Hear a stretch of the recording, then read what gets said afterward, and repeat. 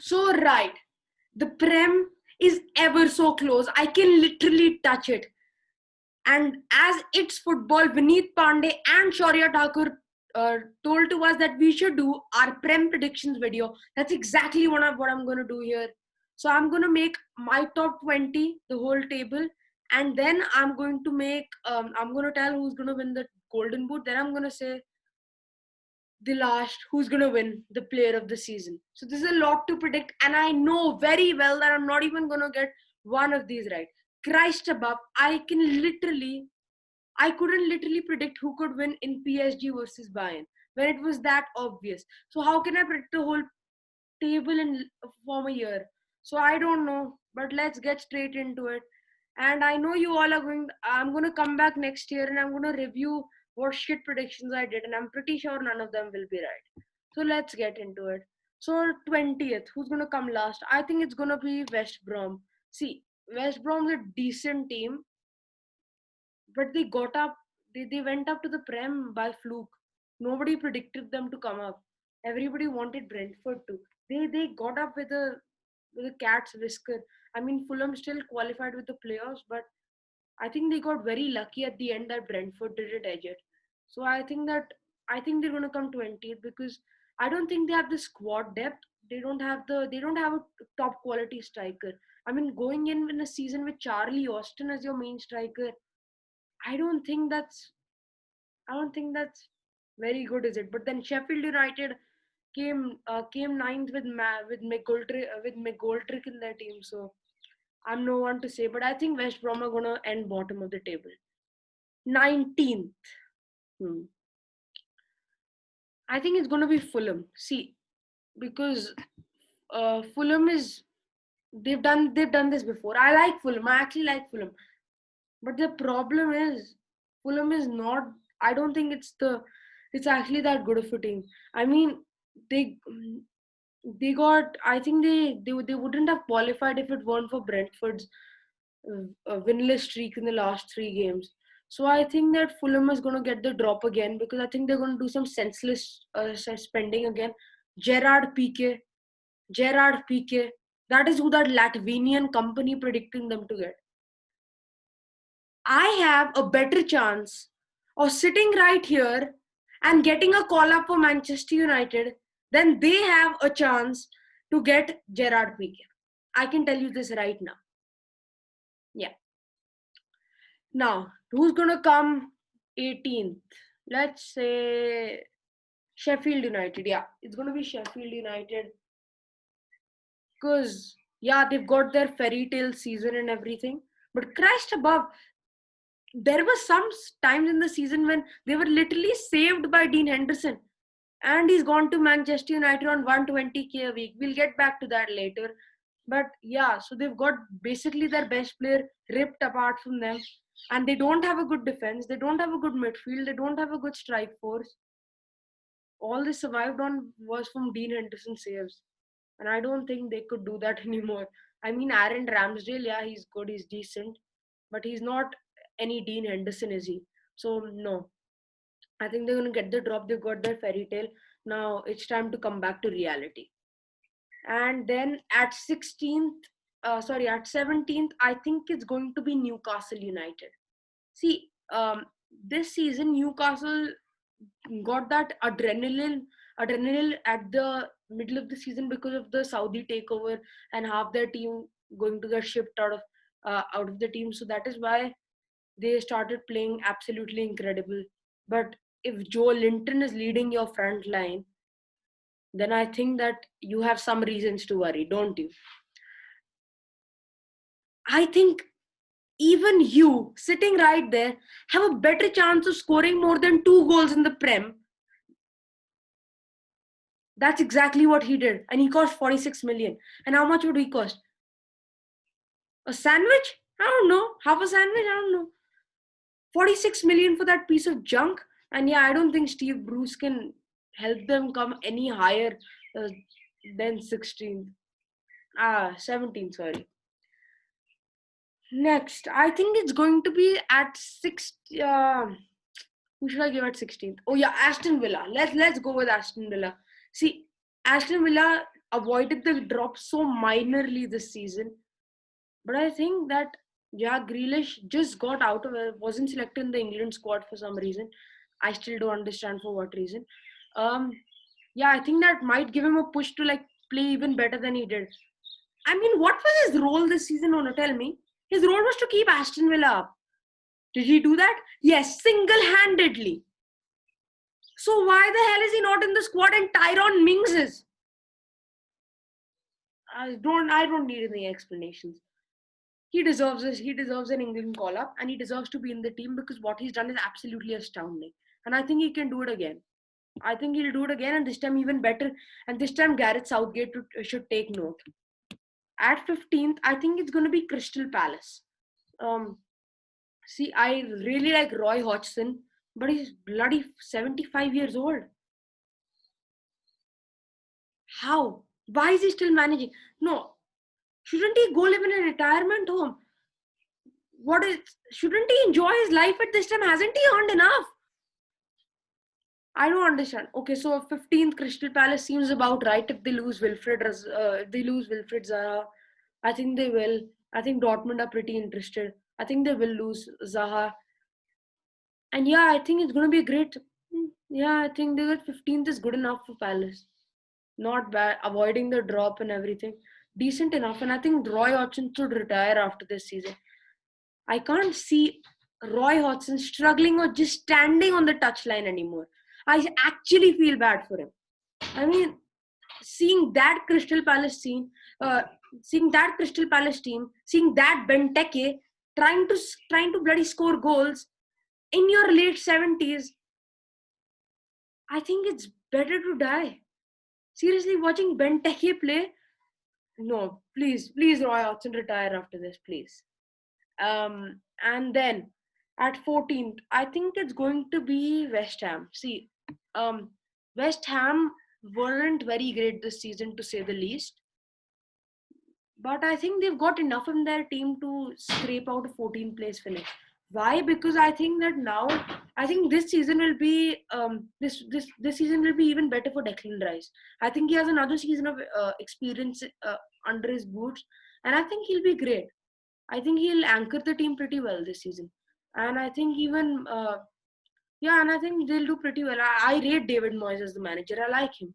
I know what he did at United, but he was given a thankless job. I don't think the Jurgen Klopp or even the Pep Guardiola would be able to do the job which Sir Alex left him with. So I think he was given somewhat of a thankless job. At 13th position, I have gone with Brighton. See, they've just signed Adam Lallana on a free, and I think that's a great signing. He would really help them, and he completely suits Graham Potter's system. And I think they could scrape out a 13th place finish. That is pretty decent for Brighton. And I think they have a very interesting way of playing, and I think they would be pretty well. They'd do pretty well. Yeah, Lallana on a free, decent enough. Yeah. And then at 12th, I've gone with Southampton. See, I know Danny Ings won't be able to do what Danny Ings did this season, but I still think he'll be able to at least score 15 to 16, maybe. And I think, but he might carry his injury woes. But they have signed this great defender Salisu, which I think is an absolute incredible signing. I think he's going to be pretty good for them. And they've almost signed Weston McKennie. So I think good signings.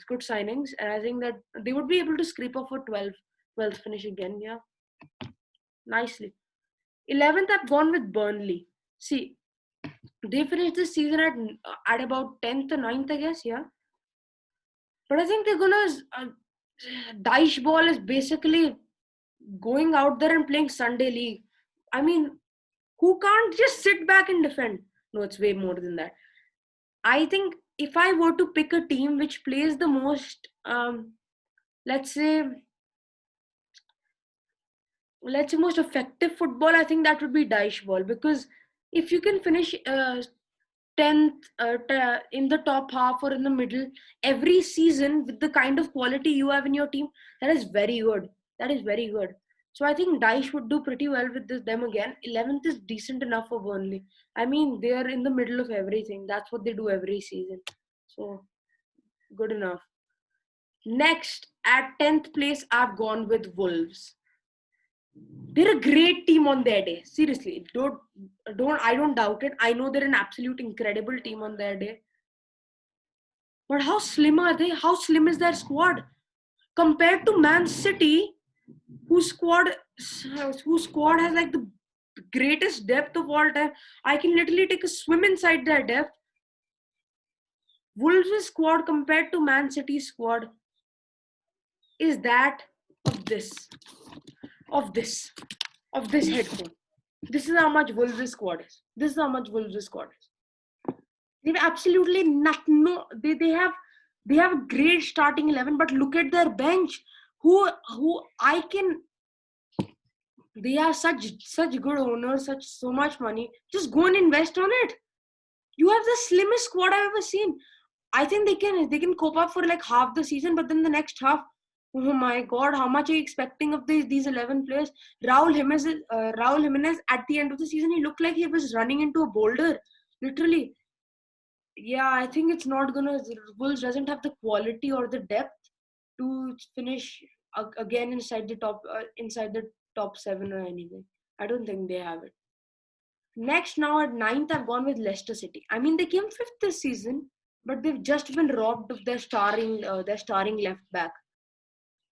And I think So Yunshu won't be that good this season. I think he was a one for first season wonder. According to me, I don't know why. I don't rate him that high. Um, and Jamie Vardy will be certainly off his scoring shoes because he's literally 35. How much can you expect of him? Yeah, so I don't think they'll be that good anymore. They're trying to invest in few players, but let let's say they don't have the best investing, and I don't think they'd be able to get. I don't think they'll be able to come any higher than ninth.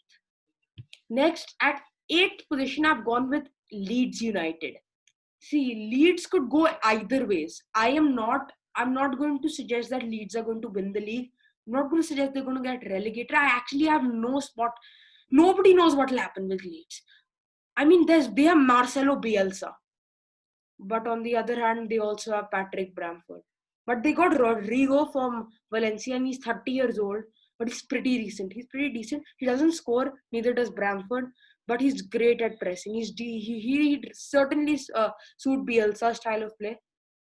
I don't know what will happen to them. I seriously don't know.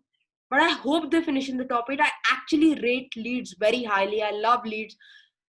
And if you haven't watched it already, watch Take Us Home Leeds United. It's absolutely incredible of a series. I absolutely loved watching it. You should also. It's an absolute beast of a series. And you should certainly watch it. Look to watch it. Get it on it. I don't know. I think they might finish in the top 8. I have no clue. Seventh, and I've gone with Everton. See, I'm no Evertonian. I'm not. I don't like either Liverpool or Everton. But what I know is that Everton has just completed the signing of James Rodriguez, who is basically Carlo Ancelotti's poster boy. Ancelotti wants him everywhere he goes, and I think he'll be great for Everton to say the least, because they have no midfield quality,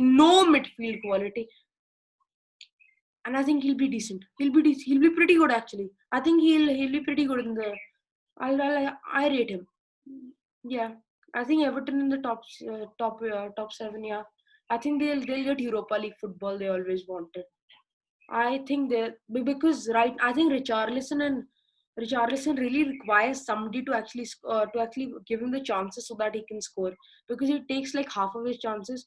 So if he gets about 60, 70 chances that James Rodriguez can give on a whole, then he can at least score. I think he can score 30 or 25 in a season if he has James behind him in full form. Now, in sixth position, I've gone with Arsenal. I mean, Arsenal have a pretty young backline now with the signings of William Saliba coming in. I think and Gabriel. It's going to be a pretty young backline. So I don't think they're going to be as good as everybody is expecting them to be from the start. But they're going to be good in the future. So I think this season is somewhat of a stepping stone for all the Arsenal youngsters. And next season they can actually build on it. So Arsenal in sixth, yes, completely. I think they're gonna do well under Mikel. And I think next season, I think they could give a top four challenge. In fifth place, in the fifth place, I've gone with Spurs. I mean, most of you would say that Spurs haven't done very good investments in the transfer window right now, but they just confirmed the signing of Hoiberg.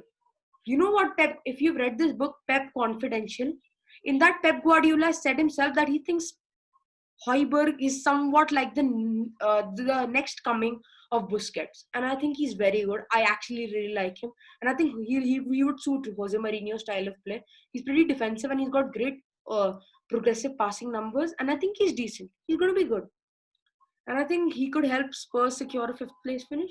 That'd be solid. That'd be solid with the kind of challenges coming in from all the top four sides. I think the top four is going to stay almost the same from last season, just jumbled up here and there. So in fourth place, I've gone with Manchester United. See, I am releasing a video right now in about I guess 2 days, 3 days, about the Glazers. If you're a Man United fan, you will know exactly what I'm talking about. It's going to be a complete Glazers rant, and I'm going to do it because this is the end of it. We haven't confirmed a signing, and the transfer window has been open since 1 month. We haven't confirmed a single signing. We've been linked to Jadon Sancho since like forever, and we haven't even come this close of signing him. What the hell? Jack Grealish, Donny van de Beek linked with all of these people, but signed none of them. We've done absolutely nothing this transfer window. Sorry. And yesterday I was seeing the BBC, and what are they saying? What are the Man United board saying? They're relaxed.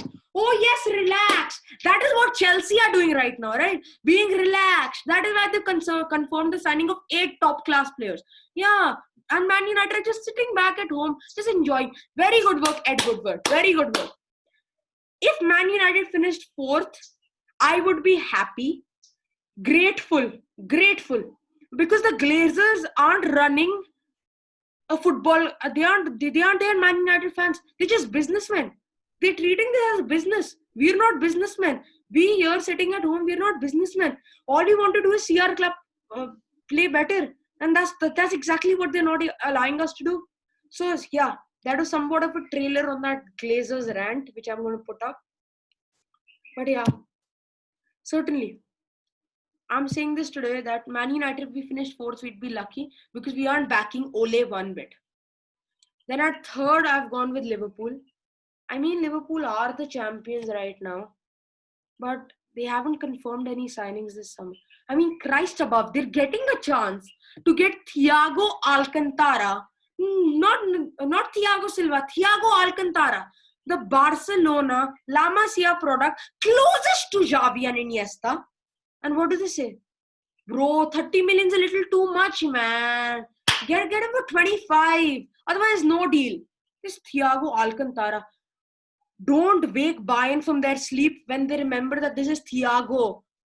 Not like Cusance or something, whatever that guy's name is. He sounds like a bloody, I don't know, sounds like a cuisine or something. Anyway, Thiago for 30 million. I don't care about your stupid transfer policy, Liverpool. If you had this much of a brain, you would go and sign him right now. Because when Bayern remember who he is, they're gonna ask you 50 to 60 million. So just go sign him, and because Liverpool think of themselves as too overconfident now, and I think that they won't win any more Premier League trophies for the next 30 years. So yeah, 3rd place. At least I hope so. 2nd place, and I've gone with Chelsea. See, Chelsea have made their own new squad. I just said that they've just signed 9 whole players. They basically changed their whole squad. Whatever it was that younger revolution coming in at Chelsea, all thrown in the trash can. What the hell? Now Frank Lampard has thrown all of that and is trying to build the team that Jose Mourinho tried to build, the team that Sarri tried to build, but they all failed. So I think that they'd be finishing like 4th and 5th till the January, and then this team would just become good together because it takes some time to establish a whole new team together, and after they get going, I think they won't stop. From January to the end of the season, they're going to literally take all points, and they're going to finish 2nd behind the champions Man City. If Manchester City get Messi, I can't tell them that they can't win the league. You can't tell them they can't win the league. I mean, the moment Messi signs in that dotted line, we should literally give Man City the trophy. We should give them the Champions League. We should give them the whole quadruple. Give them everything. Give them the FA Cup. Give them a Community Shield. Give them the Premier League. Let them enjoy everything. Because even give them the Bundesliga and the Liga. Because this team will be completely undefeatable with Messi. Who am I to tell them that they can't win the league if they have Messi? I'm literally sitting here and giving my predictions when I know none of them will be right. And I will say that Man City can't win the league with Messi. They can win the league and they're going to win the league with Messi. And I'm pretty sure. And this is the only position I'm very sure is going to happen. So yes, lads, that's the end of this video. That's the end of the Prem table prediction. Now let's move on to who's going to win the Golden Boot. The Golden Boot is going to be won by. It's going to be won by Harry Kane if he can stay the whole season fit. Yeah, Harry Kane. And who's going to win the Player of the Season? Lionel Messi. Is there anybody else? I mean, he hasn't signed yet. So if he doesn't sign, then I'd go with let's say Bruno Fernandes. Please, Bruno, rescue us.